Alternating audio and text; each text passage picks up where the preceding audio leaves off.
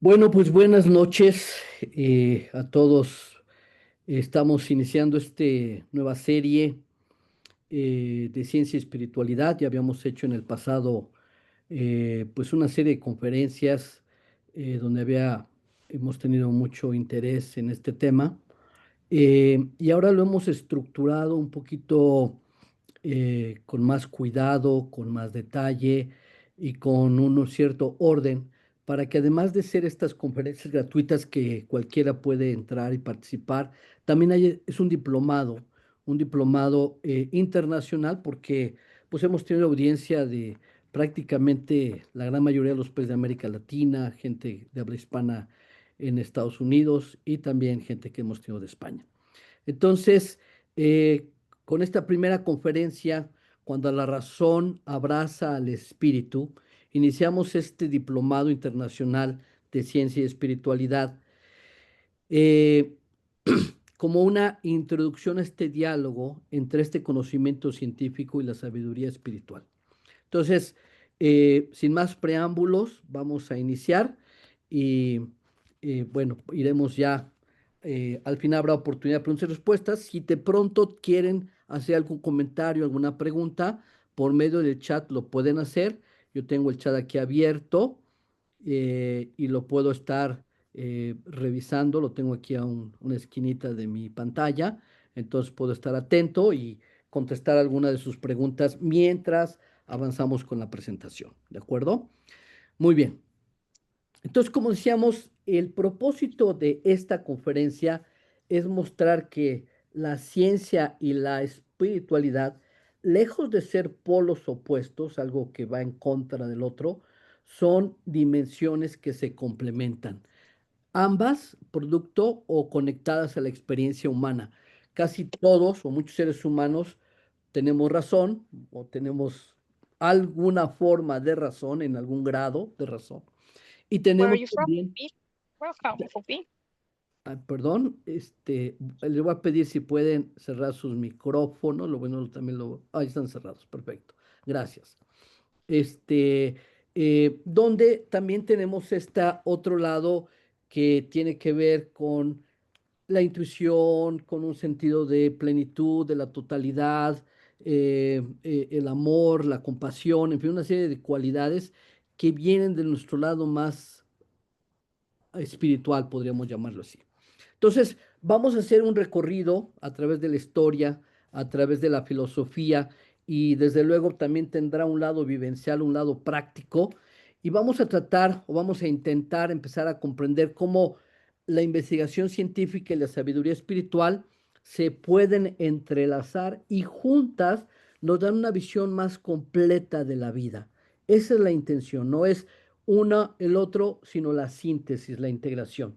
Entonces, a través de este proceso, esperamos que ustedes descubran esta posibilidad de integrar claridad y sentido, razón y trascendencia en su propia vida y de esta manera transformar eh, en una situación que se comprendan mejor a sí mismos, nos ayude en nuestra relación con los demás y la contribución al mundo. Muy bien. Bueno, aquí está el mapa general, no lo voy a leer cada palabra. Primero estamos en esta breve introducción, después hablaremos un poquito este contexto y relevancia del tema, y después vamos a entrar a la ciencia, después a la espiritualidad y luego al puente que se daría de este diálogo entre ciencia y espiritualidad. Y terminamos, en la medida que el tiempo nos permita, en explicaciones prácticas en la vida cotidiana de esto, de integrar o dialogar o conectar la ciencia y la espiritualidad. Como decíamos, el bloque uno es contexto y la importancia que este tema tiene o puede tener. Entonces, empecemos con la historia aparente, perdón, la historia de ese conflicto aparente.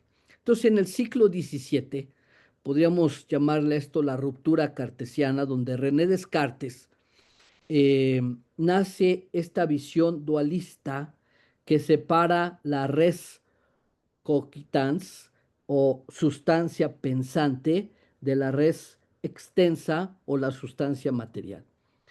Es decir, eh, existe lo material y existe el pensamiento. Y esta división no era solo un ejercicio filosófico, o no fue solo un ejercicio filosófico, sino que es la base de esta ciencia moderna. Se le asigna, ¿verdad?, aquello que es medible, aquello que es cuantificable, la ciencia, el campo de la ciencia, y se relega lo invisible o lo inmaterial al terreno de la religión. Entonces el ser humano en esto va quedando dividido. Y ahorita explicamos por qué esto tiene un profundo impacto en el ser humano moderno y a través de los siglos esto se ha ido manifestando. Pero esto es importante tener esto, esta separación que si bien nos ayudó, tiene un valor bueno y positivo, también veremos cómo esto nos fracturó, como aquí lo decimos en la lámina. Entonces, por un lado, permitió avances técnicos, metodológicos, donde ya no mezclábamos la creencia, ya no mezclábamos la fe, entre comillas, era la razón, una forma de mirar al mundo, una forma de procesar la información que obteníamos del mundo, y esto dio a grandes avances muy buenos, muy positivos, como la medicina, la física, astronomía, ¿verdad? El costo de esto fue que lo espiritual se le asignó, se le relegó a lo no verificable, y veremos que no era solo algo objetivo, sino que empezó a tener toda una política con respecto a esta parte de nosotros. Y como es parte de la experiencia humana, pues esto fue, es como si relegáramos una parte de nosotros en lo individual y de nosotros como humanidad. Podríamos decir como una frase clave a esto que en el dualismo cartesiano nos dio instrumentos poderosos para explorar el mundo externo, pero el precio fue negar la legitimidad, el valor, la importancia de nuestro mundo interno. Muy bien. Luego, en el siglo XIX, esto se ahonda todavía, porque nace o es el auge del positivismo científico con Augusto Comte y los positivistas. Y se radicaliza la postura, porque dice que solo este conocimiento empírico, es decir, el conocimiento que podemos de alguna manera percibir con nuestros sentidos y, y que es verificable, es verdadero. Esa es la única verdad. Si no se puede medir, no es verdadero. Si no se puede percibir con los sentidos o un instrumento que lo mida, tampoco es verdadero. Entonces, en esta forma de ver el mundo, todo lo que podía o lo que puede ser medido, ¿verdad? Perdóname, todo lo que no puede ser medido, llámenle emociones, experiencias interiores, experiencias espirituales, era considerado o superstición o especulación, y por la axioma anterior, pues algo que no era verdadero, ¿verdad? Entonces, el positivismo se convirtió en la ideología del progreso. Es decir, la, en la revolución industrial, la fe en la ciencia, ¿verdad? Fíjense nada más, la fe en la ciencia como un sustituto de la religión. Es decir, ahora creíamos en la ciencia, ahora la ciencia no tiene errores, ahora la ciencia es la verdad absoluta, y todo lo que no exista dentro de este concepto de ciencia, pues no es verdad, ¿verdad? Es la nueva religión, digamos que pasa de ser una ciencia a una, no quiero decir que todo, habría una ciencia auténtica, pero también se genera un movimiento de una pseudociencia, una ciencia que se convierte en una ideología, y en algunos casos como una religión, un dogma, ¿no? Hay una historia de cuando eh, hubo un científico eh, en Oxford que empezó a estudiar la teoría de la relatividad cuando Einstein no era famoso, y entonces dárselo a la academia física. Pueden checar si es Oxford o Cambridge, no lo recuerdo cuál de los dos, pero una de estas universidades muy antiguas de Inglaterra. Y eh, se los presenta, ¿verdad? Y dicen, bueno, es que si sus ideas son verdaderas, estaría pues yendo en contra de las l- leyes y las ideas de la mecánica de Newton. Y pues esto ha sido la verdad por 200 300 años. Entonces, dice, eh, hay una forma de checarlo porque decía Mercurio, planeta Mercurio, hay un comportamiento de Mercurio que no completamente se aplican las leyes de Newton. Entonces, si Einstein tiene la razón, se podría explicar ese comportamiento que Newton no define. Para hacer la historia corta, pasan algunos meses o un año, 2 años, en el que tienen la oportunidad de un eclipse, de tomar unas fotografías y de ver el comportamiento de Mercurio y se prueba que Einstein tiene la razón. Pero en el documental que yo vi, hay unos cuantos científicos que en el momento que ve las fotos y que prueba que Newton había estado equivocado, no completamente, parcialmente, y que esta nueva teoría de Einstein explicaba cosas que la teoría newtoniana no alcanzaba a explicar, se levantan enojados y se van de la sala, ¿verdad? Este es un ejemplo de cómo finalmente un científico es humano y entonces puede estar sujeto esta, a este condicionamiento por la ciencia misma, sino por los científicos influenciados por su psique que terminan haciendo un dogma y haciendo una religión en el sentido dogmático, en el sentido rígido, en el sentido de una fe, la ciencia. Entonces, la promesa es de que el método científico podía resolver cualquier ámbito privado, ¿verdad? Y despojada de autoridad social y cultural, ¿verdad? Entonces, esto es muy importante. O sea, sí, sí, la espiritualidad está bien, pero es para ti y te la guardas y no tiene ningún valor. Todo lo que dicen la ciencia, la religión es falso, no es de valor, es superstición, es mito, es creencia, y bueno, a eso quedó relegado en esa etapa. Podríamos como frase rescatar que el positivismo nos dio la fe en la razón, fíjese la paradoja, pero nos hizo desconfiar del misterio. Muy bien. Entonces, seguimos con la historia de este aparente conflicto, ¿verdad? Les recuerdo que pueden, están bienvenidos a poner, y nada más déjenme checar si no tenemos más gente que quieran ahorita entrar, porque luego a veces se hace una listita ahí, pero les repito que los que hagan un poquito más tarde, si tienen algún comentario, pregunta, aportación, corrección, a veces también les hago que me ayuden, porque a lo mejor alguno de mis datos no es exacto, que me ayuden aquí si lo quieren corregir con mucho gusto, ¿verdad? Estamos abiertos a eso.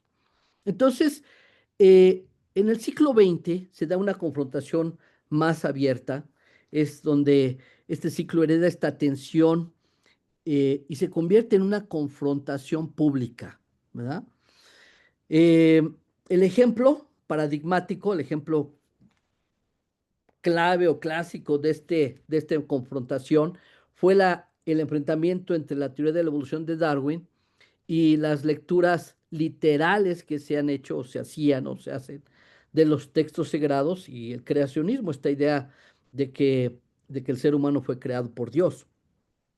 Estos debates no solo fueron académicos, sino auténticas batallas culturales que marcaron la educación, la política y la identidad de millones de personas. Y a partir de ahí, para una buena parte de esta sociedad occidental, la espiritualidad queda asociada a dogma, a tradición, a resistencia al cambio, y mientras la ciencia se identificaba con progreso, con modernidad y con racionalidad. Entonces, esta dicotomía penetró inclusive en la educación, en la visión del mundo cotidiana, y se nos enseñó que ciencia y fe, o ciencia y religión, o ciencia y espiritualidad, son o eran opuestas e irreconciliables, ¿verdad? Entonces, la frase clave es que podríamos tener aquí es que el siglo XX, déjenme Aquí permítame un cambio aquí de mi nombre y no lo había cambiado, pero ya está, muy bien. El siglo XX nos acostumbró a pensar que teníamos que elegir entre creer o conocer o saber, o entre fe y tener la razón. Tener fe o tener razón, una u otra, ¿verdad? Muy bien. Eh, entonces, durante siglos vivimos como humanidad como si tuviéramos que elegir razón o fe, ciencia y espiritualidad. Pero en realidad, como lo vamos a ir viendo como manera introductoria en esta conferencia y luego en las que siguen, eh, esta división es una ilusión histórica, una verdadera ilusión histórica. Veamos algunos mapas filosóficos. Uno, por ejemplo, es el materialismo, ¿verdad? El materialismo que afirma que solo lo físico existe y que la conciencia es producto del cerebro. Así es los que tienen se adscriben a este paradigma, a esta filosofía, a esta forma de ver el mundo. Esa es la afirmación. ¿Qué ventaja nos ha traído esto, esta forma de ver el mundo? Bueno, esto ha impulsado avances en neurociencia, medicina, tecnología. ¿Cuál es su limitación? Pues que reduce al ser humano a un accidente biológico, a una coincidencia azarosa, ¿verdad? Y que no tiene trascendencia. Otro ejemplo de este mapa filosófico es el dualismo. Propone que mente y cuerpo son realidades separadas. ¿Qué ventajas tiene? Reconoce que hay una experiencia interior, ¿verdad? ¿Qué limitación tiene? Pues que no logra explicar cómo interactúa lo físico y lo mental. Otro ejemplo de mapa filosófico, el monismo. Es decir, que solo una sustancia, ya sea material, que es el fisicalismo o materialismo, o espiritual, que corresponde al idealismo. Por ejemplo, Spinoza, para quien Dios y la naturaleza son una misma realidad, que evita la fragmentación. ¿Cuál es su limitante? Tiende a absolutizar un solo polo. Entonces, esto es importante, no es el tema, no es el tema central, pero las grandes religiones de la humanidad nos han hablado de una trinidad. Fíjense qué interesante. Todas, o bueno, las más grandes religiones. El hinduismo, Brahma, Vishnu y Shiva. En el egipcio, Isis, Osiris y Ra. Los mexicas, Ometeot, Ometicutli, Omecihuatl. En el cristianismo, Padre, Hijo y Espíritu Santo. En el taoísmo, Tao, Yin y Yang, etcétera, etcétera. Y todas ellas hablan cómo existe, por un lado, la unidad, que es la primera palabra de la Trinidad que aquí hablé, y luego esa dualidad, perdón, esa unidad se empieza a manifestar en diferentes partes, ¿verdad? Pero empezando con una dualidad, ¿verdad? Después, como dice en el Tao Te Ching, del uno surge el 2, del 2 surge el 3 y del 3 surgen las 10.000 cosas. Entonces, esta, este principio de unidad y dualidad es, la dualidad son expresiones de la unidad, ¿ok? Entonces, eh, veamos que a través de la historia, a través de las diferentes corrientes filosóficas, adoptan una dimensión de la vida, una dimensión del universo, una dimensión de la verdad, de la realidad, la desarrollan, ¿verdad? Y la profundizan y la detallan y eso aporta y sirve de algo, ¿verdad? Y luego, pero también encuentran sus límites, encuentran sus debilidades. Cuando buscamos una gran síntesis, una gran integración, se abren niveles de percepción, niveles de realidad y niveles de verdad muchísimo mayores, ¿verdad? Muy bien. Y tenemos, por ejemplo, aquí una visión integral holística, donde la materia y el espíritu como dimensiones inseparables de un mismo proceso, ¿verdad? Es otra forma de verlo. Eh, Esto, por ejemplo, hay enfoques sistémicos, teorías integrales como Ken Wilber, Fritjof Capra, y que permiten unir ciencia, filosofía y espiritualidad sin negar ninguna. Seguimos. También se han hecho puentes históricos, es decir, ha habido personajes científicos de ambos lados, de la ciencia, de la religión o espiritualidad, donde han tratado de, o han enunciado, o han compartido su anhelo, su percepción, su visión de que ciencia y espiritualidad forman parte de una unidad, ¿verdad? Otra vez, la dualidad en realidad viene de una unidad. Por ejemplo, Albert Einstein decía que, o más bien buscaba una religión cósmica, ¿verdad? De asombro ante el misterio universal. Una de sus frases célebres era, la ciencia sin religión está coja y la religión sin ciencia está ciega. Qué interesante, o sea, la religión sin ciencia, perdón, la ciencia sin religión está coja y la religión sin ciencia está ciega. Y Jung, que era un psicólogo, pionero de psicología, espiritualidad, simbolismo, etcétera, discípulo de Freud, él tenía conceptos como los arquetipos y el inconsciente colectivo, la sincronicidad. Estos diferentes conceptos que él tenía integraban ciencia y misticismo, o ciencia y mística, ¿verdad? Otro ejemplo es Werner Heisenberg. A él se le conoce como el padre del principio de indeterminación, ¿verdad? Él, ahorita lo vamos a entrar otro poquito más adelante, pero él, y desde luego cuando entremos a la física cuántica en una de las sesiones, vamos a profundizar en este principio de indeterminación. Mucho de lo que estamos viendo aquí de manera inicial, somera, es la puntita del iceberg de, vamos a profundizarlo a lo largo de las siguientes conferencias, que en su conjunto con otro material que también compartimos para los que escriban el diplomado, eh, se profundizarán. Entonces dice, frase de él, el primer sorbo de la copa de la ciencia lo vuelve a uno ateo, pero en el fondo de la copa nos espera Dios. Y Erwin Schrödinger, creador de la ecuación básica o fundamental de la física cuántica, él decía, o reconocía afinidades que existían entre la física moderna y la filosofía oriental, especialmente el Vedanta.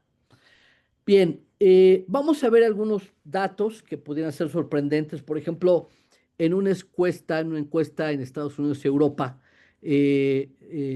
organizada por Pew Research y Gallup, más del 50% de los científicos practicantes declararon tener algún tipo de creencia o práctica espiritual. Esto es interesante, ¿no? Más del 50% de los científicos practicantes. En neurociencia contemporánea, estudios con lo que se llama resonancia magnética funcional muestran cómo la meditación modifica la estructura y funcionamiento del cerebro. Vamos a ver algunas láminas más sobre este tema y este es un tema maravilloso, maravilloso, ¿verdad? Eh, pero bueno, estos estudios de neurociencia sobre meditación, que son cientos, si no es que miles hoy día, de las universidades, muchas de las grandes universidades de Estados Unidos están haciendo estudios de este tipo.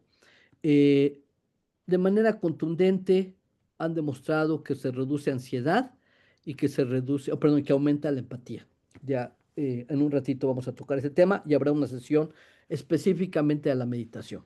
Entonces, en universidades prestigiosas como Harvard, como Stanford, MIT, hoy incluyen cursos sobre estudios contemplativos. Estos estudios contemplativos es una noción moderna donde se habla de muchas disciplinas, muchas prácticas antiguas, modernas, contemporáneas, de Oriente, de Occidente, que tienen un principio contemplativo, un principio no racional, un principio no analítico, sino que involucra la sensación, que involucra el sentimiento, pero sobre todo involucra una experiencia de conciencia eh, eh, no racional, no analítica, sino contemplativa, sino holística, eh, buscando una conexión, etcétera, ¿verdad? Y hay muchos de estos, las meditaciones, igual casi todas las disciplinas espirituales de la antigüedad, la meditación, la oración, prácticas de movimiento como yoga, la danza de los derviches, en fin, muchas, y otras más, otras muchas más.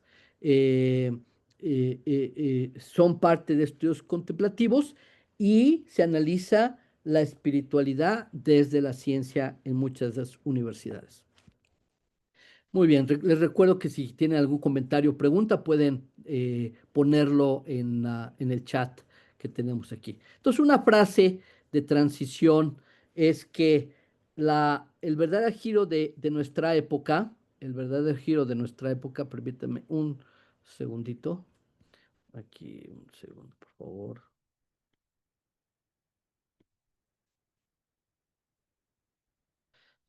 Permítame, es que el chat, el cuadrito del chat que tenía, se hizo. Ay, no sé cómo hacerlo más chiquito. A ver, permítanme un segundo. Voy a ver si lo puedo. Mm, Bueno, les voy a pedir, voy a estar teniendo que abrirlo de vez en cuando porque ahorita se me cerró y se me queda grande la pantalla. Entonces lo tengo abierto, no me permite ver la lámina. Bien, el verdadero giro de nuestra época es que la espiritualidad ya no se estudia solo en templos y monasterios, fíjese bien, sino también en laboratorios de neurociencia y en aulas universitarias.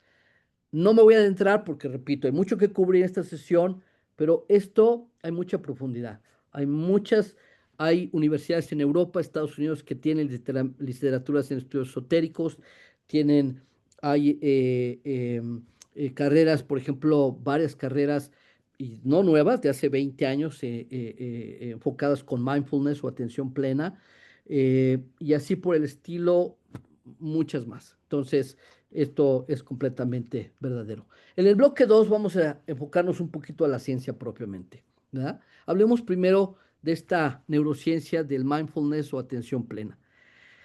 Esta es una revolución silenciosa. La palabra revolución silenciosa aplica claramente y hasta hace unas décadas, por ejemplo, se pensaba que el cerebro adulto era fijo e inmutable. Así se pensaba. Era la manera de ver al cerebro. Hoy sabemos que existe un fenómeno que se llama neuroplasticidad, ¿verdad? Es decir, que el cerebro puede reorganizarse a partir de la experiencia. Y muy importante, la organización, la estructura cerebral está íntimamente ligada a su función, las funciones cerebrales, y esas funciones cerebrales están íntimamente ligadas a la forma que actuamos, sentimos y pensamos y somos, ¿verdad? Muy interesante, muy importante, y esto se ha vuelto una revolución. Sara Salazar, Harvard, cuando lleguemos a la de meditación vamos a penetrar un poquito más en ella. Me acuerdo, a ver, como un comentario nada más, ella estaba en un maratón, iba pasando por ahí en Boston, ahí donde está Harvard, y vio pensó que necesitaba estirarse, algo así, entonces pasó por un lugar de yoga, se inscribió, hizo yoga, y le dijeron, algo dijo el instructor, que la meditación iba a producir cambios en su cerebro, y ella era neurofisióloga, entonces dijo, qué locura que andan diciendo estas cosas. Entonces ella hizo un experimento con meditación porque quería probar y desmitificar esta historia. Y para su sorpresa fue lo opuesto y cambió su vida porque empezó a dedicarse a la investigación de la meditación. Entonces, ella hizo investigaciones como esta. En 8 semanas de meditación se observa un aumento en la materia gris en regiones asociadas con memoria, regulación emocional y aprendizaje. Y esto es una breve versión.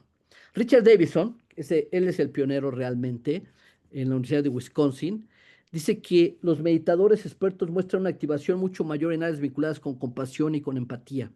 También completamente ya probadísimo. Y una traducción vivencial de esto es que las tradiciones decían, la mente se entrena como un músculo. Estas frases se decían de místicos, de practicantes, etcétera. Y mucha gente, como el caso anterior de la Sara Salazar de Harvard, pues, que se rió o se molestó inclusive de lo que dijo el instructor de yoga en esa ocasión, pues confirmó que esto es correcto. El silencio interior no es un estado vago, es una gimnasia neuronal medible. Muy bien.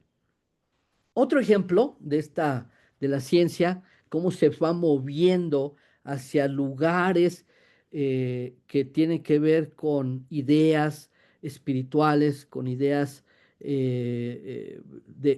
religiosas, auténticamente religiosas.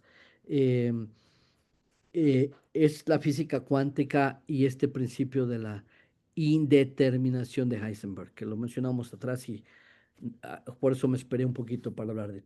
Entonces, ¿qué decía Heisenberg? Porque había una gran dificultad en establecer cierta eh, conocimiento de la posición y la velocidad de una partícula. Entonces, este principio que aplica a esto es que no podemos conocer simultáneamente la posición y la velocidad de una partícula. Imagínense a un científico llegar a una aseveración, o sea, no lo podemos conocer. Cuando la ciencia está buscando este conocimiento, ha venido buscando durante siglos este conocimiento preciso, exacto, objetivo, determinante. Bueno, pues esa fue la conclusión y que sigue vigente después de muchas décadas este principio. Es decir, que la realidad subatómica se comporta más como un campo de probabilidades que como algo absolutamente cierto. Interesantísimo esto. Y otra cosa más, el rol del observador, que el simple acto de medir modifica el fenómeno observado. También vamos a entrar más a esto, y esto lo hemos visto muchas veces en nuestra vida cotidiana, y se aplica en otros aspectos. Cuando sentimos o sabemos que alguien nos observa, cambia nuestra conducta. Y hay mucho sobre este tema, pero lo vamos a dejar para profundizar. Lo único que podemos decir es que en la física cuántica rompe la idea de un universo mecanicista y que plantea un mundo dinámico, abierto y donde la conciencia parece tener un papel. Muy bien. Otro más, o las razones espirituales con lo que acabamos de mencionar. En el budismo se habla de interdependencia, es decir, que nada existe en sí mismo y que todo surge en relación. Muchos de nosotros que hemos tenido algún interés o experiencia o conocimiento o venimos o vienen o venimos de algunas culturas populares, de algunos grupos indígenas, o hemos estudiado algunas de esas tradiciones antiguas, sabemos que su idea, su visión del mundo es de relación. Ujú. Hay definiciones de somos relación. La identidad de quien somos es nuestras relaciones, así de profundo y de contundente en algunas tradiciones. Entonces, la física cuántica muestra algo similar. Lo real no está fijo, emerge en interacción. Una cita clave de esto diríamos es, lo que observamos no es la naturaleza misma, sino la naturaleza pues, expuesta a nuestro método de interrogación. Esta es una cita de Heisenberg. La cuántica nos recuerda que la certeza absoluta es una ilusión, la realidad es danza y es misterio. ¿Ah? Otro ejemplo más de cómo la ciencia se acerca, fíjense bien, parecido a lo que decíamos hace rato sobre el cerebro humano. Por mucho tiempo se creyó que los genes eran un destino inmutable, o sea, teníamos un gen con ciertas cualidades o características, no un gen, un conjunto de genes, ¿verdad? Una condición genética, ¿verdad? Y ese era tu destino. Hoy sabemos que los factores ambientales, emocionales, conductuales, activan o silencian genes. Eh, hay una molécula que existe alrededor de las moléculas genéticas del ADN y esa molécula se llama epigenes, ¿verdad? Entonces esos epigenes activan y desactivan genes. Los genes, cambiar un gen, toma mucho tiempo. He leído que una mutación genética puede tardar muchos cientos de años, miles de años, ¿verdad? O más. Pero lo epigenético puede ser en cuestión de años. Es decir, tú puedes tener un gen con una predisposición, pero, y obviamente cambiar esa predisposición a nivel genético es prácticamente imposible en un ser humano, no imposible, pero prácticamente, pero el, la epigenética, la molécula que reduce genes, puede ser en función de cosas como qué, como la alimentación, como tu psicología, como tu tu conducta, etcétera, etcétera. Dos ejemplos de impacto. Estrés crónico activa genes inflamatorios que deterioran la salud. Y por el otro lado, meditación, ejercicio, relaciones positivas promueven expresión de genes vinculados a la longevidad, a la inmunidad y al bienestar, ¿verdad? O sea, si bien la genética nos influye, nos determina en gran parte, pero no de manera absoluta. Y si lo que hagamos hoy, esta noche, mañana, pasado mañana, puede cambiar el destino genético, entre comillas. Bien, y vamos más allá, la epigenética y la conciencia. Hay un médico que se llama Bruce Lipton, biólogo, investigador, y ha mostrado cómo la conciencia, cómo las creencias no son, no tienen ningún efecto en la biología, sino al contrario, en sí mismas son fuerzas biológicas que modulan nuestra salud. No somos víctimas de genes, somos coautores de su expresión. Entonces, las creencias impactan nuestra salud. Yo he dado conferencias, por ahí están grabadas, pero ahorita me viene a la mente un ejemplo. Un paciente, llega un médico al hospital, ve su carta médica, sus diferentes signos que tienen ahí colgado en una tablita, y el paciente le dice al médico, oiga, doctor, ¿qué tengo? Le dice, usted tiene un corazón galopante. Y ya, no le dice más, se da la vuelta y se sigue. Entonces el paciente se empieza a sentir mejor y mejor y mejor y se va a su casa. Y 6 meses después dice, yo voy a rezar al hospital a que me chequen. Me siento bien, pero quiero nada más que por cualquier cosa. Entonces llega con el médico y el médico le dice, ¿usted qué hace aquí? Pues, ¿cómo que hago aquí? Pues vengo a una revisión. No, no, no, pero me refiero, ¿cómo es que usted está vivo? No, pues pues, me sentí bien y ya me fui a mi casa. Pues usted me dijo que tiene un corazón galopante. No, dices que esa es una enfermedad que las personas normalmente duran unos cuantos días y mueren. No, dices, cuando usted me dijo un corazón galopante, yo me imaginé un caballo pura sangre y me empecé a sentir joven y sano y fuerte y cada vez mejor y me fui a mi casa. ¿Mm? Entonces, cómo la interpretación, cómo la historia, cómo las creencias afectan nuestra salud o nuestra enfermedad y también lo opuesto, desde luego. En fin, un experimento emblemático. Richard Davidson de Wisconsin, o sea, Wisconsin, que hace rato lo mencioné, que por cierto fue pionero porque él le gustaba el budismo en una reunión con el Dalai Lama. El Dalai Lama, él preguntando cosas de budismo, y el Dalai Lama dijo, ¿y tú qué haces? Pues yo soy investigador de neurofisiología, y le dice el Dalai Lama, esto fue a fines de los 70, si no mal recuerdo, dice, oye, ¿por qué no estudias algo sobre el efecto de la meditación a nivel del cerebro? Y él lo hizo, ¿verdad? Y bueno, pues abrió la caja de Pandora en el sentido positivo para todos. ¿Mm?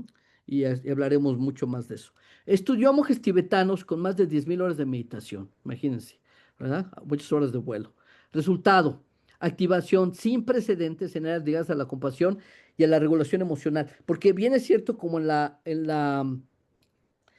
otro caso de Sarah Altman de Harvard, ahí, por ejemplo, eran 8 semanas, ¿se acuerdan? Bueno, esto eran muchos más, 10.000 horas de meditación. Imagínense cuánto tiempo tomaría tener 10.000 horas de meditación si meditaras una hora diaria. Son 365 en un año, ¿verdad? 3.650 en 10 años. Entonces estamos hablando de monjes que meditaron si meditas una hora diaria a 30 años de meditación. Posiblemente eran 2 o 3 diarias, no lo sé, ¿verdad? Pero más de 10.000 horas de meditación. Compasión, regulación emocional, generación de ondas gamma, ya veremos también en su momento los diferentes tipos de ondas cerebrales y sus diferentes efectos en nuestro pensamiento y en nuestras emociones. De alta sincronía, que esto significa sincronía entre los dos hemisferios cerebrales, que están relacionados con estados de claridad, intuición y conciencia expandida. Y muchas otras cualidades más, que aquí no está todo. Implicación. La práctica espiritual repetida con disciplina no solo cambia la experiencia subjetiva, sino la arquitectura cerebral observable, ¿verdad? Entonces, el mensaje, los místicos no solo sentían algo, sentían, también estaban produciendo transformaciones neurobiológicas profundas. El cerebro del meditador revela que el espíritu deja huellas en la materia. Muy bien, seguimos. Ahora vamos a explorar la espiritualidad, ¿verdad? Y después las dos juntas. Entonces, primero, hablemos de una espiritualidad no dogmática, porque también es cierto que existe, yo no le llamo religión, sino le llamo una pseudo religión, y claro, alguien puede decir esta es la religión, ¿verdad? Cuando se toma como un dogma, con un fanatismo, eh, y también cuando se toma los textos sagrados de manera literal. Eh, Se ha estudiado mucho que muchísimos de los textos sagrados están escritos de manera metafórica, simbólica, alegórica, arquetípica, etcétera, mitológica, y tiene su propio lenguaje, y tiene su propia codificación y sus propias interpretaciones, pero bueno, hay gente que demerita muchas de estas enseñanzas porque las leen única y exclusivamente de manera literal, ¿va? Bien. Entonces, en una definición amplia, la espiritualidad como la dimensión de la experiencia humana es la dimensión de la experiencia humana que busca conexión. ¿Verdad? La palabra religión viene de religare, ligar, unir, de reunir. Entonces, la experiencia humana, muchos seres humanos nos, nos busca, perdóname, buscamos, nos mueve la búsqueda de la unión, nos mueve la unión. La sexualidad, que es una energía poderosísima, búsqueda de unión con otro ser humano, el hambre, las ganas de comer, la unión con el mundo a través de la alimentación, de la nutrición. Eh, eh, la ciencia buscando unir, en fin, muchas formas, la sociedad, la familia, la política, en fin, muchas, hay quizás esa palabra levanta muchas cejas porque alguien pensaría que lo que busca es la desunión, pero finalmente la lucha de los opuestos es una unión finalmente, ¿estamos de acuerdo? Entonces, busca sentido, ¿verdad? Busca sentido. Y esa palabra tiene muchos significados, muchas acepciones. Sentido en el sentido de dirección, sentido también de que nos haga sentido a través de nuestros sentidos, y también que tenga una conexión con nuestro corazón, con nuestra alma, con ciertas anhelos profundos que llevamos los seres humanos, y desde luego de trascendencia, de ver más allá de lo material, de lo físico, en fin. Y no se reduce esta espiritualidad no dogmática ni a creencias, sino a vivencias que nos transforman. ¿De qué se diferencia con religión? Una religión institucional que organiza prácticas y dogmas colectivos. La espiritualidad es experiencia directa, contacto con lo sagrado, es lo cotidiano, independientemente de credos.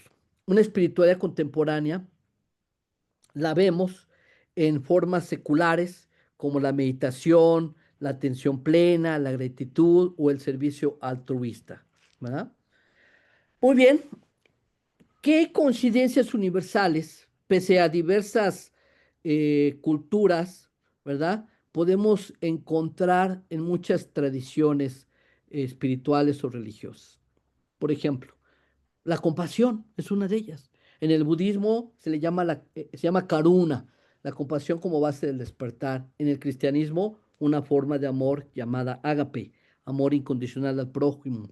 En el islam, en el sufismo islam, está Rama, la misericordia como atributo divino y humano. Y desde luego en tradiciones indígenas, cuidar la comunidad y todas formas de vida. La ciencia confirma que cultivar compasión activa circuitos cerebrales de empatía y cooperación, ¿verdad? Entonces, aquí hay una correlación. Otra más, la unidad, es otro eje de todas las grandes religiones, ¿no? El Advaita Vedanta nos dice, Tat Twam Si, tú eres eso. En la mística cristiana se habla de unión del alma con Dios, ¿verdad? En San Juan de la Cruz, la unión, otra vez, lo que decíamos hace rato. La palabra yoga viene de yug, que significa unión, como cónyuge o yugo, viene de la misma raíz. En el chamanismo se habla de sentir que el río, la tierra, el ser humano son un solo tejido, y en la física contemporánea, todo interconectado en redes, todo está interconectado en redes de energía y relación, ¿verdad? Entonces, la espiritualidad y la física contemporánea nos recuerda que la separación es una ilusión. Y otro eje, la trascendencia, la experiencia de ir más allá de este ego o de esta identidad individual que puedo tener y trascender mi persona. Aquí hay un mensajito, vamos a ver. Dice, gracias Carlos en presentación, tengo que retirarme. Gracias, sí, RRC, no sé quién sea RRC, pero gracias por participar y sí vamos a compartir la grabación. Decíamos que la trascendencia, ¿verdad? Es decir, ir más allá de nuestra identidad. Esta idea de que somos individuos, ¿verdad? En muchas tradiciones espirituales, y, perdón, tradiciones religiosas y espirituales, nos dicen que esta identidad individual, pues es una ilusión, ¿verdad? Que en realidad, a nivel conceptual para muchos, otros empezamos a lo mejor a tener un poquito de sensación de que esto es real y hay quienes lo han realizado plenamente, algunos grandes más espirituales, cuando dicen yo soy el camino, la verdad de la vida, o y no se llega al Padre sino hasta a través de mí como una conciencia, o yo soy el mar, soy el río, soy la luna, porque viene esa conciencia universal de identidad con el todo. Estas experiencias que son, repetimos, son en todas las grandes religiones y tradiciones espirituales se menciona, el budismo se habla de nirvana, el cristianismo de éxtasis místico, en el sufí se habla de unión con el amado, visiones de comunión y ancestros y espíritus en pueblos originarios. Y bueno, esto tiene nombres moksha, samadhi, satori, etcétera, etcétera, etcétera, experiencias cumbre, en fin. Aquí dice cómo la psicología transpersonal se describe como estados ampliados de conciencia y que otorgan plenitud y propósito, ¿verdad? Eh, otra, otro ejemplo, ¿verdad? Eh, en el budismo, ¿verdad? El camino de la meditación y la compasión, hay estudios científicos que confirman beneficios en regulación emocional, atención y resiliencia. En el cristianismo místico, Santa Teresa de Ávila describe el alma como un castillo con múltiples moradas hacia la unión divina. San Juan de la Cruz canta la noche oscura como paso de purificación y encuentro. Y en el sufismo, los derviches simbolizan con su danza el movimiento del cosmos. Rumi, poeta sufi, más allá de las ideas del bien y del mal, hay un campo, allí nos encontramos. Y en las tradiciones indígenas, el círculo sagrado, todos los seres tienen voz en la comunidad de la vida. Rituales de gratitud y respeto a la tierra o resuenan con la ecología profunda. Muy bien. Un relato, pequeño ejemplo, otro experimento científico de meditación compasiva. Hay muchas técnicas de meditación. La meditación que más se ha estudiado es la meditación de atención plena. Es decir, aquella meditación, perdóname, es meditación de concentración en un objeto, por ejemplo, en una llama, en un objeto, en un mantra. Esta es una de las grandes meditaciones que normalmente una de sus grandes funciones es romper con el patrón de pensamiento. Todos los seres humanos, o muchísimos seres humanos, la gran mayoría, tienen patrones de pensamiento, ¿verdad? Es decir, es como piensan igual y regresa a pensar igual y regresa igual. Y cuando algo no lo puede encuadrar en ese patrón, simplemente es como si no existiera, como si no lo vieran, ¿verdad? La meditación rompe con los patrones y permite que podamos tener un mayor amplio campo de percepción, de integración de la información, nos ayuda a escuchar mejor, en fin, esa es una forma de meditación, hay muchas otras formas. Otra de ellas es esta meditación compasiva, se está estudiando, ¿verdad? Entonces, participantes en un programa de 8 semanas reportan disminución de síntomas de depresión y de ansiedad. La resonancia magnética funcional mostró incremento de actividad en la corteza prefrontal, aquí, donde se maneja la autorregulación y en los circuitos que dentro del cerebro se asocian con la empatía. Uno más, una persona con estrés crónico y sensación de vacío comienza a practicar diariamente loving kindness meditation, que es una meditación que la podemos traducir de amor, kindness como amabilidad, quizás amor, amabilidad. Y en pocas semanas, no solo mejora su salud física, sino que experimenta un giro vital, mayor conexión con los demás, resiliencia ante adversidad y renovado sentido de propósito. Muy bien. Entramos ya vamos entrando al puente, cómo va conectando. Esto es la introducción a todo el resto de las conferencias. En los que están en el grupo vamos a ir compartiendo. El video se va a compartir, se va a invitar a la siguiente conferencia que es en 2 semanas, son cada 2 semanas, y vamos a enviar también el mapa de formación, ¿verdad? El conjunto de conferencias que forman este diplomado, para que vayan teniendo apetito, deseo y vean lo que viene más adelante. Entonces, bien, durante ciclos decíamos que la ciencia miró hacia afuera, hacia el cosmos, hacia la materia, hacia lo observable, ¿verdad? Y la espiritualidad, digámoslo así, miró hacia adentro, el alma, la conciencia, lo invisible, lo intangible.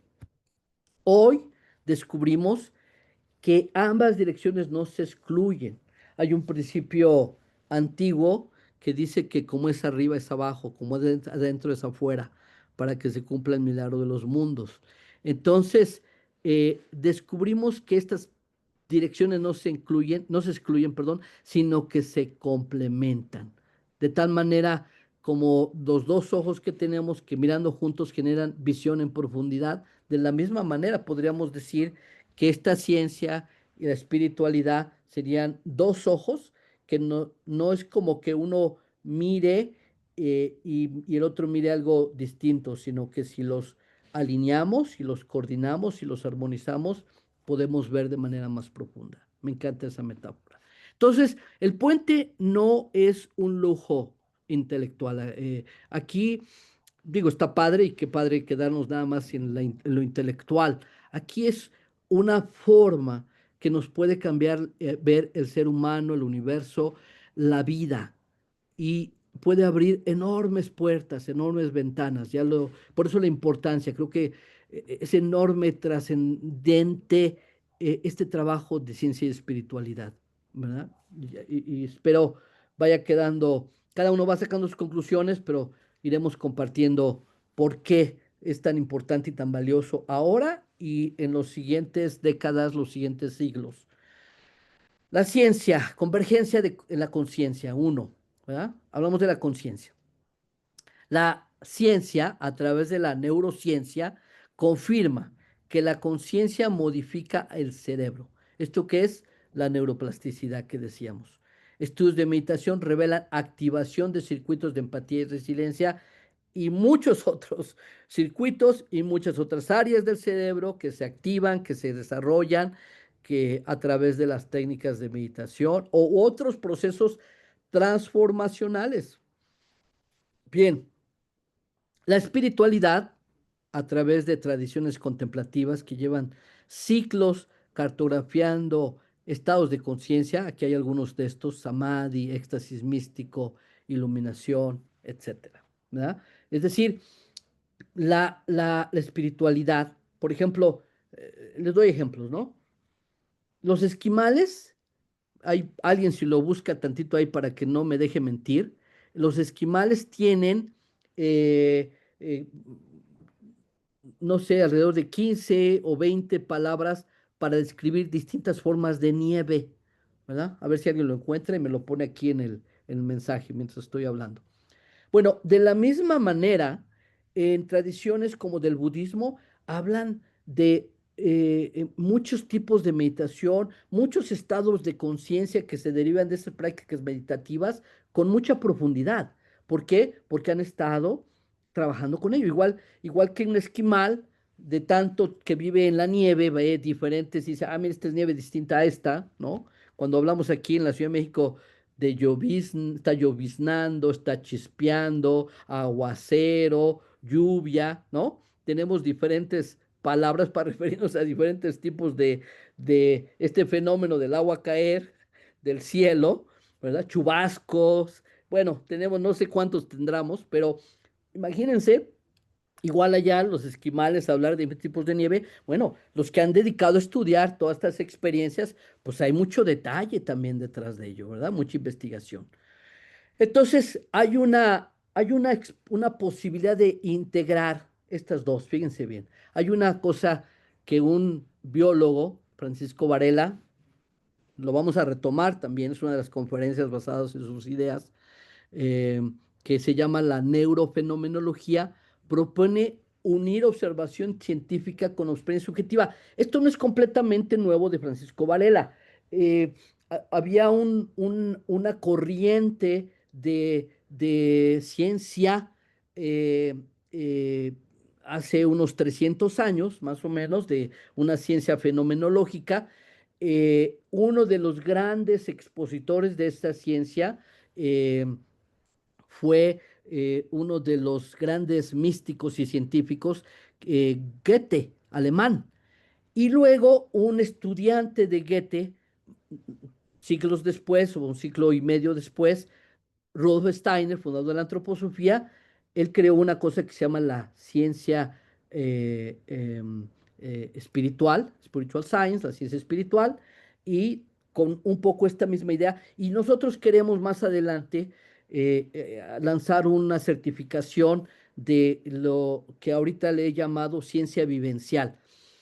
Y ya explicaremos poco a poco qué es esta ciencia vivencial. Muy elementos parecidos a lo que existen en estas propuestas de Francisco Varela, de Goethe, de Steiner.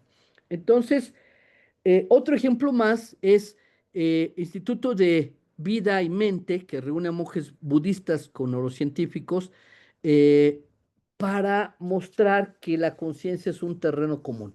Entonces, la conciencia, tanto en la ciencia como en la espiritualidad, se dejan de enfrentar y se dan la mano. Un lugar más de convergencia, cosmos y sentido. Fíjense bien, la cosmología describe un universo de 13.8 mil millones de años en expansión. Esto ha ido creciendo. Cuando yo era niño eran 8 mil millones, ya vamos en 13.8, casi 14 mil. Eh, en la teoría de la evolución revela que esta vida está conectada en un mismo árbol, ¿verdad? Fíjense bien, por ejemplo, a ver, científicamente hablamos de que la materia no se crea ni se destruye, ¿verdad? Es un principio. Eh, ¿Y qué creen? En algunas tradiciones espirituales habla de que somos cosmos, somos polvo cósmico, ¿no? Y que venimos de las estrellas. Pues, ¿qué creen? Que sí, efectivamente, porque en un principio, en los primeros, híjole, otra vez los números, a lo mejor se me van, creo que son los primeros 4.000, 5.000 años de la existencia del universo, existían solamente, si no mal recuerdo, hidrógeno y nitrógeno. Así estaban esos dos minerales, quizás un tercero. Eh, y todo eso dieron forma a las estrellas y empezaron a haber explosiones de estrellas, unas grandes explosiones nucleares. Y en esas grandes explosiones nucleares se crearon la gran mayoría de los otros elementos de la tabla periódica de elementos. ¿Verdad? Entonces, eh, estos otros elementos que forman nuestro cuerpo, no se hicieron en la Tierra, se hicieron hace 8 mil millones de años en esas explosiones solares y se repartieron por el universo y llegaron a la Tierra y aquí forman nuestra vida, ¿verdad? Pero vienen desde allá, de esas explosiones. Y ahí chéquenlo, todo lo que les digo, chéquenlo, no me crean. Y si me equivoco en algo, por favor, corríjanme, ahorita o en las siguientes conversaciones. Muy bien. Entonces, la espiritualidad, hay cosmovisiones ancestrales que ven al cosmos como un tejido vivo y sagrado. De hecho, vamos a hacer unas conversiones sobre estas visiones científicas de la Tierra como un ser vivo.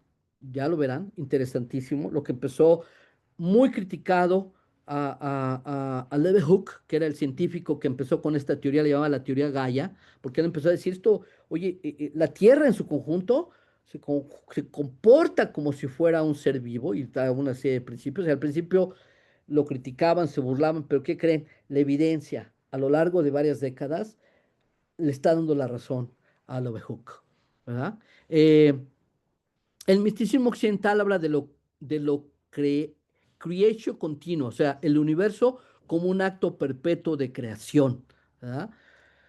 Uf, muy interesante. Muy bien, seguimos. Convergencia 3, Cosmos y sentido. Frillo Capra, uno de los grandes divulgadores de esta idea de ciencia y espiritualidad, escribió un librito, yo creo que fue en los ochentas, ese libro lo escribió, El Tao, la física, que fue de alguna manera, y algunos le criticaban, de otro gran libro que escribió otro autor antes que él, que se llama The Woolly Masters, la danza de los maestros Woolly, y que ahorita se me olvida el nombre del autor, pero él lo escribió en función de una reunión que hubo de física y misticismo. Imagínense, en los 70, si no mal recuerdo, en el Instituto Esalen. Y él escribió un libro inspirado en esas pláticas, pero un poquito más técnico, más complicadón. Y Friggio Capra escribió un libro muy agradable, muy accesible y se volvió un bestseller. Escribió dos, tres, cuatro libros, pero definitivamente este libro fue un libro clave en este concepto. El que quiera ir leyendo algo, no se debe perder el Tao de la Física de Friggio Capra. Entonces, Einstein defendía la religión cósmica, reverencia ante la inmensidad y el misterio del universo. Es decir, el cosmos nos invita a unir precisión del telescopio con la reverencia del templo. Convergencia 2, salud y bienestar. La ciencia de la psiconeuroinmunología, la cual nos demuestra que las emociones influyen en el sistema inmune. Tengo también conferencias sobre este tema, ¿verdad? Pero también lo vamos a ver aquí en este diplomado, vamos a profundizarlo. Muchos de ustedes lo saben de experiencia propia, cómo se deprimen o cómo tuvieron una pérdida, un duelo y luego a los dos, tres días tienen gripe, ¿verdad? Esto, o otras cosas parecidas, ¿verdad? Estos estudios médicos confirman que meditación, oración, la gratitud reducen inflamación, reducen el dolor y reducen el estrés. Qué maravilla, ¿verdad? No solo depende de medicinas. Entonces, que en la espiritualidad, pues esto también se hablaba muchísimo desde hace miles de años en muchas tradiciones. Hay ritos indígenas de sanación, rezos colectivos, prácticas de entrega que fortalecen resiliencia individual y comunitaria. Otra voz puente, Einstein, esta frase ya la habíamos dicho, el Dalai Lama, fíjense, si la ciencia demuestra que ciertas creencias son erróneas, el budismo debe cambiar. Y Ken Wilber, la auténtica sabiduría integra lo objetivo con lo subjetivo, lo externo con lo interno, ¿verdad? Hablar de sabiduría. Y regreso con lo de Dalai Lama, ¿verdad? Imagínense la humildad. La ciencia demuestra que ciertas acciones son erróneas, entonces el budismo debe cambiar. O sea, no vamos a aferrarnos, ¿verdad? Quizás ese conocimiento que fue intuitivo se acercaba mucho, pero a lo mejor hay presiones. Y de hecho, muy importante lo que voy a decir ahorita, de hecho, estos estudios de neurociencia nos vienen a ayudar a corregir ciertos sentimientos de meditación. Es decir, de pronto empezamos a entender cómo funciona la meditación. Entonces, la meditación se vuelve ya una disciplina, vamos a llamarle científica parcialmente, porque seguramente no hemos estudiado, no seguramente, no hemos estudiado todas las formas de meditación, ni sabemos todavía todo sobre la meditación, como no sabemos todo de, sabemos mucho de muchas cosas, pero también ignoramos mucho más de muchas cosas, ¿verdad? Y cuando entre más estudiamos y vamos dando cuenta de todo lo que no sabemos, pues es inevitable pensar en la frase de yo solo sé que no sé nada. Muy bien. Ok, vamos a aterrizarlo un poquito en lo personal, vamos a ir cerrando, ¿verdad? Piensa en una decisión importante de tu vida, ¿verdad? Muy importante de tu vida. Y qué te aportó la razón, ¿verdad? Piensa, ¿verdad? En un momento importante. Te vas a casar, te vas a divorciar, te vas a retirar, vas a estudiar una carrera. eh, y qué en ese momento también, qué te aportó la intuición o la espiritualidad, ¿verdad? Y ahora imagina cómo habría sido esa decisión si ambas hubieran trabajado juntas desde el inicio. Tómate unos segunditos y piensa en esa pregunta. Y con esta vamos a cerrar, vamos a aterrizarlo en algo práctico. Entonces, eh, ¿quién quiere, hay alguien que quiera compartir un poquito sobre esto? ¿Alguien se atreve a abrir el micrófono y compartir? Si no, no pasa nada, ¿eh? Seguimos adelante. Pero si alguien que se atreve, adelante. Bueno. Si no, también lo podemos poner en el chat y lo vamos hablando, ¿vale? Muy bien. Ok, entonces la ciencia no solo es compatible con la espiritualidad, también es una fuente o puede ser una fuente profunda de espiritualidad, ¿verdad? La ciencia de pronto puede convertirse en otra forma de espiritualidad y fíjense bien, a lo mejor en el futuro la espiritualidad, los rituales mágicos, las misas se vuelven una ciencia. De hecho, en muchas culturas místicas, tradiciones esotéricas, se hablaba de ciencias sagradas, o se habla de ciencias sagradas, y se hablaba que la magia era una ciencia. Lo dejo ahí nada más y lo vamos reflexionando. Entonces, aplicaciones diarias, todo lo visto hasta ahora sería sin valor, sería fútil si no pudiéramos llevarlo a la vida diaria, ¿verdad? Entonces, esta alianza entre ciencia y espiritualidad no debería ser solamente un debate, sino lo debemos llevar, pienso yo, a una práctica cotidiana que nos transforme. Cómo vivimos, cómo decidimos, cómo pensamos, cómo vivimos el liderazgo, cómo amamos, cómo nos relacionamos. Imagínense bien, a lo mejor algunos de ustedes han estado mucho en la ciencia, e ignorado la espiritualidad. Otros quizás le han dado más espacio a la espiritualidad, pero no ha tomado en cuenta la ciencia. ¿Qué pasa si las seguimos conectando, uniendo, integrando? ¿Verdad? ¿Qué pasaría? Por ejemplo, aquí hay tres prácticas que pudiéramos aplicar. Por un lado, llevar un diario de emociones, pensamientos y reacciones físicas. Estudios de James Pennebaker de la Universidad de Texas muestran que la escritura expresiva reduce estrés, mejora el sistema inmune y favorece resiliencia. Entonces, el científico observa con instrumentos, pero tú puedes observarte a ti mismo con una honestidad radical. Ajá. Otro, cada día preguntarse qué significado profundo tiene lo que viví hoy. ¿Verdad? Fíjense bien, en Estados Unidos el 50% de la población, el 25% de la población se pregunta dos o tres veces a la semana cuál es el sentido de la vida. Y otro 25%, o sea, en total un 50% más o menos, se lo pregunta por uso una vez a la semana. ¿Ah? Ahora, no se lo pregunta porque están haciendo conscientemente una práctica espiritual, sino es producto de una necesidad de un vacío enorme. Pero la sabiduría de su psique les hace preguntarse eso, ¿verdad? Entonces, puedes dejar a que tengas un vacío y te fuerza a hacerte la pregunta, o te la puedes hacer de manera consciente. La psicología positiva, Viktor Frankl, Martin Seligman, muestra que la búsqueda de sentido incrementa resiliencia, motivación y salud mental. La espiritualidad no siempre responde qué pasó, sino para qué pasa o para qué va a ser, ¿verdad? Y por último, decidir con dos lentes. Antes de actuar, preguntarte, ¿qué me muestran los datos y la lógica? Esa sería la parte científica. Y la otra pregunta también es, ¿y qué me indica mi conciencia profunda, mi alma, mi corazón? ¿Verdad? Entonces, la evidencia, la neurociencia de la toma de decisiones de Antonio Damasio, confirma que combinación de razón y emoción producen selecciones más eficaces que la razón sola. ¿Verdad? Aquí hay un ritual de integración. Por cierto, los que estén en el diplomado, que se inscriban al diplomado, van a recibir un manual con una serie de prácticas después de cada sesión que tengamos, donde esto lo lleven a su vida cotidiana de manera práctica.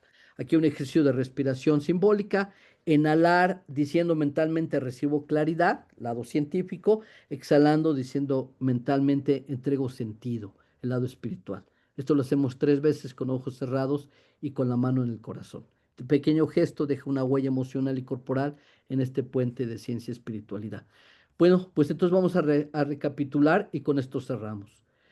Iniciamos revisando el aparente conflicto histórico entre ciencia y espiritualidad, eh, una separación que nos dio avances, pero nos fragmentó como humanidad, lo decíamos, en lo individual y en lo colectivo. Exploramos cómo la ciencia revela que la conciencia transforma el cerebro, que la materia es indeterminada y que los genes responden al entorno y a la mente. También descubrimos que la espiritualidad, lejos de ser un dogma, converge o puede converger, perdón, universalmente en tres pilares: compasión, unidad, trascendencia. También tendimos un puente en tres direcciones: conciencia, salud, cosmos. Mostramos que ambas dimensiones se pueden complementar mutuamente. Finalmente vivimos que esta alianza no es teoría, puede vivirse en la vida diaria a través de prácticas maestras, decisiones tomadas con dos lentes, claridad y sentido. Y integrábamos con Frillo Capra las similitudes entre la física cuántica y las filosofías orientales, que lo vamos a penetrar en futuras conversaciones. Einstein, que defendía esta religión cósmica, reverencia ante la inmensidad y el misterio del universo, y nos cerramos con esta frase: el cosmos nos invita a unir la precisión del telescopio con la reverencia del templo. Muchas gracias. Si alguien tiene alguna pregunta, puede abrir el micrófono o puede hacerlo en el chat. Eh, y si no, también es entendible, es nuestra primera conversación y agradecemos mucho su participación, agradecemos mucho su presencia. Aquí vamos a estar 2 veces por mes, el segundo viernes del mes y el cuarto viernes del mes a las 5 p.m., hora de la Ciudad de México. Cada quien checa cuál es su horario en su país local. Eh, y seguimos comunicándonos a través del chat de WhatsApp. ¿Alguien quiere hacer un comentario de la conferencia de hoy? Bienvenido. Eh, Ahí vamos a compartir los materiales, ahí vamos a hacer las invitaciones para la siguiente conversación. Y pues les invitamos a que inviten a más gente, a que inviten amigos, familias, conocidos, porque este es un lado, no solamente creo que de un interés cultural importante y profundo para todos, creo que esto ha llegado cada vez el día en que esto muestra cada vez más interés en la humanidad, pero también porque tiene un lado práctico, esta integración de nuestra mente con nuestra alma, con nuestro espíritu, cada vez es más necesaria, ¿de acuerdo? Bueno, pues les agradezco que tengan una bonita tarde, una bonita noche, un buen fin de semana. Gracias por su participación, gracias por su presencia y nos vemos la siguiente semana. Que tengan bonita noche. Gracias. Gracias, igualmente bonita noche. Bonita noche. Hasta luego.